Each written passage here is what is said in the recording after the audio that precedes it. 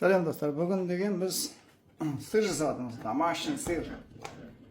Қараңыздаршы, қандай густой болды деп айтады. Тягучий, мне қараңыз, қандай сыр, керемет. Смело можно сөндіруге дайын сыр. Сөндіреміз. Мына жерге керек заттарды айтайын. Мынада где-то 2 килограммнан артық сырды сатып алсаң, твердый сыр бәленбай 1000 тұрады. Оның ішінде не бар екен білмейсің. Бұл жерде таза, табиғи 100% заттарда 2 литр сүт, 2 килограмм творог, 2 пашке май, 2 пашке май, Булаевский, Петропавловский май. Содан соң 6 штук жұмыртқа.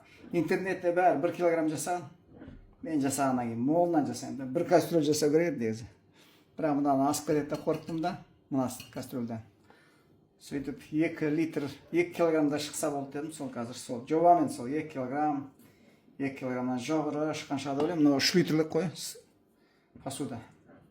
Гифель. Мынау да гифель. Баяғыда Рабоклейм пылесос нағанда подаркқа беріп еді. 3 кастрюль. 3, 5, 7 литр. Соны пайдаланып келетіміз қызылын барып. Міне қарайды, қандай тягучий.